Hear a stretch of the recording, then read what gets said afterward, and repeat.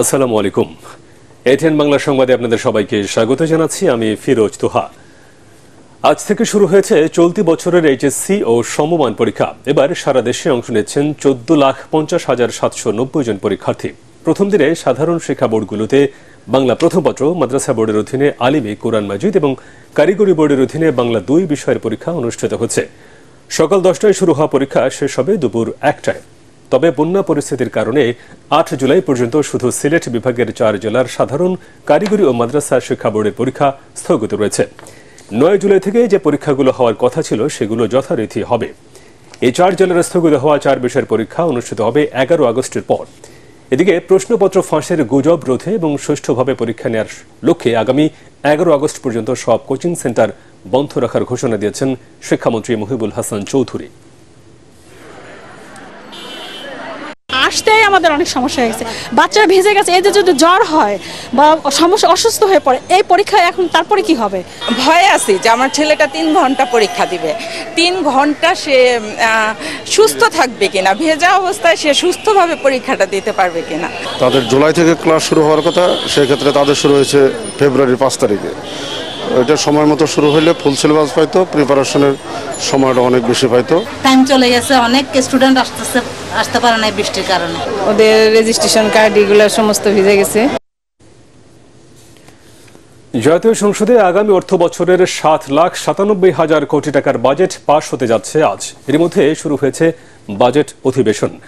দিনের কার্যসূচি অনুযায়ী বিভিন্ন মন্ত্রণালয়ের প্রশ্ন জিজ্ঞাসা এবং উত্তর টেবিল উপস্থাপন করা হয়েছে। মন্ত্রী প্রতিমন্ত্রীরা তাদের নিজ নিজ মন্ত্রণালয়ের পরিচালনা ও উন্নয়ন ব্যয়ের মঞ্জুরি দাবি উত্থাপন করছেন সংসদে। মঞ্জুরি দাবির ওপর সংসদ সদস্যরা ছাঁটাই প্রস্তাব আনেন। এর ওপর আলোচনা শেষে সব দাবি কণ্ঠ ভোটে পাশ হবে সংসদে। এর আগে সকাল 11টায় স্পিকার ডক্টর শিরিন শারমিন চৌধুরীর সভাপতিত্বে বাজেট অধিবেশন শুরু হয়। অর্থমন্ত্রী আবুল হাসান মাহমুদ আলীর প্রস্তাব করা নির্দিষ্টকরণ বিল 2024 পাশের মধ্যে দিয়ে শেষ হবে বাজেট পাশের আনুষ্ঠানিকতা। 2024-25 সালের বাজেট জুলাইয়ের প্রথম দিন থেকেই কার্যকর হবে। এর আগে 6 জুন সংসদে বাজেট উপস্থাপন করেন অর্থমন্ত্রী। কক্সবাজারের টেকনাফে বিজিবির বিশেষ অভিযানে 2 কেজি ক্রিস্টাল মেথ আইস উদ্ধার করা হয়েছে। টেকনাফ ব্যাটালিয়নের চোরাচালান প্রতিরোধ টহল দল সাবরাং বিওপি এলাকায় অভিযান চালিয়ে এই মাদকদ্রব্য উদ্ধার করে। মিয়ানমার থেকে বাংলাদেশে মাদকের একটি বড় চালান আসার খবর পেয়ে বিজিবি সদস্যরা হারিয়াখালী এলাকায় অবস্থান নেন। গত রাত 10টার দিকে নাফ নদী পার হয়ে 3 জন সন্দেহভাজন ব্যক্তি পোটালা নিয়ে বেরি বাঁধ পার হওয়ার সময় বিজিবির টহল দল তাদের চ্যালেঞ্জ করে। এ সময় তাদের হাতে থাকা মাদকের চালানটি ফেলে রেখেই পালিয়ে যায় তারা। সেখান থেকে 2 কেজি 117 গ্রাম ক্রিস্টাল মেথ আইস এবং একটি ধারালো অস্ত্র উদ্ধার করা হয়। চোরা কারবারিদের ধরতে অভিযান অব্যাহত রেখেছে বিজিবি। আন্তর্জাতিক। মার্কিন প্রেসিডেন্ট নির্বাচনের আগে প্রথম মুখোমুখি বিতর্কের পর জো বাইডেনের সমর্থকদের মাঝে দেখা দিয়েছে হতাশা। অপরদিকে ট্রাম্প শিবিরে বইছে আনন্দের জোয়ার। বিতর্কে ট্রাম্পের বিরুদ্ধে বাইডেনের ভরাডুবির চিত্র উঠে এসেছে জনমত জরিপে। এমনকি বাইডেনের বদলে নতুন প্রার্থী নির্বাচনের দাবি উঠেছে ডেমোক্র্যাট শিবিরে। আসিফুর রহমান সাগরের রিপোর্ট। মামলায় জর্জরিত ডোনাল্ড ট্রাম্প এক বিতর্কের পরেই যেন মার্কিন প্রেসিডেন্ট নির্বাচনী দৌড়ে জো বাইডেনের চেয়ে যোজন ব্যবধানে এগিয়ে গেলেন, আর ঠিক ততটাই পিছিয়েছেন জো বাইডেন। বিতর্কের পরে এক জরিপে 60% ভোটার ডেমোক্রেটিক পার্টি থেকে প্রেসিডেন্ট নির্বাচনে জো বাইডেনের বিকল্প প্রার্থী চান বলে মত দিয়েছেন। বাইডেন ও ট্রাম্পের বিতর্কের পর পরিচালিত এক জরিপে এমন চিত্র উঠে এসেছে। এদিকে সিএনএন এর প্রতিবেদনে বলা হয়েছে বাইডেনের বিতর্ক শীর্ষস্থানীয় ডেমোক্র্যাটদের মধ্যে বিপদ ঘণ্টা বাজিয়ে দিয়েছে। অবশ্য বাইডেন মনে করেন তিনি ভালোই বিতর্ক করেছেন, যদিও তার কথায় অসহায়ত্বই ফুটে উঠেছে। একজন মিথ্যাবাদীর সঙ্গে বিতর্ক করা কঠিন। এদিকে বিতর্কের পরদিন ভার্জিনিয়ায় এক নির্বাচনী সভায় যোগ দিয়ে ট্রাম্প সমর্থকদের উদ্দেশ্যে নিজেকে বিজয়ী বলে দাবি করেন। আমরা বিতর্কে এমন এক ব্যক্তির বিরুদ্ধে জয় পেয়েছি যিনি একজন অযোগ্য প্রেসিডেন্ট।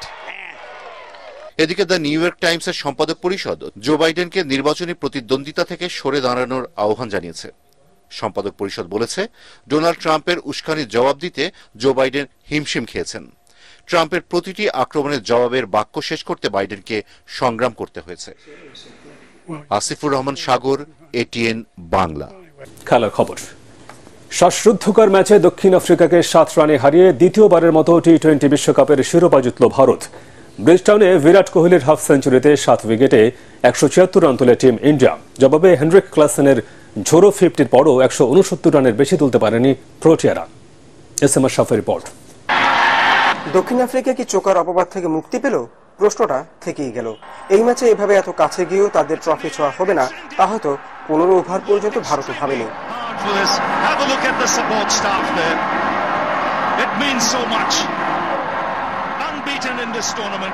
প্রোটিয়ারা স্পিনে দুর্বল এই ধারণা এর আগে বহুবার সত্যি প্রমাণ করেই ব্যর্থ হয়েছে দলটি। তবে এদিন হয়তো উল্টো চিত্র দেখা গেছে।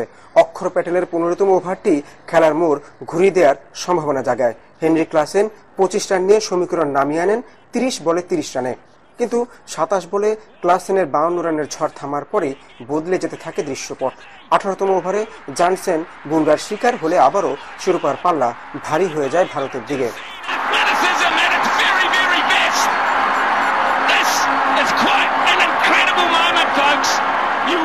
শেষ আশা হয়েছিলেন ডেভিড মিলার, কিন্তু এই ভারত ব্যাটিং বোলিং এর সাথে ফিল্ডিং ওয়েজও চ্যাম্পিয়ন, তাই জন্য দেখালেন সূর্যকুমার যাদব। তার অবিশ্বাস্য ক্যাচেই একরকম নিশ্চিত হয়ে যায় ভারতের শিরোপা।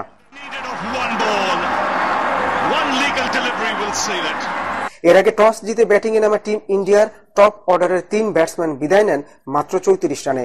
রোহিত শর্মা, ঋষভ পান্ত, সূর্যকুমার যাদবরা ভারতকে দুর্বিষহ সূচনা এনে দেন। কিন্তু ক্রিজে তখনও ছিলেন বিরাট কোহলি। পুরো টুর্নামেন্টে রান না পেলেও সব আলো যেন ফাইনালের জন্যই রেখে দিলেন বিশ্বের অন্যতম সেরা এই ব্যাটার। এজন্যই বলে form is temporary, class is permanent. অক্ষর প্যাটেলের 31 বলে 47 রানের ইনিংস ভারতের রানটা বলের সাথে এগিয়ে নেয়। এরপর কোহলি যখন 59 বলে 76 রানে বিদায় নেন, নীল শিবিরের স্কোরবোর্ডে টি-20 ফাইনালের ইতিহাসে সর্বোচ্চ দলীয় সংগ্রহের রেকর্ড। যে রেকর্ড ভাঙার ইতিহাস গড়ার সুযোগ পেয়েও হৃদয় ভাঙার যন্ত্রণা নিয়ে মাঠ ছাড়তে হয় দক্ষিণ আফ্রিকাকে। SM Ashraf, ATN Bangla. পরবর্তী সংবাদ দেখার আমন্ত্রণ জানিয়ে এখনকার মতো শেষ করছি। এটিএন বাংলার সংবাদ ইউটিউবে দেখতে ব্রাউজ করুন, youtube/ATN Bangla News। ধন্যবাদ সবাইকে।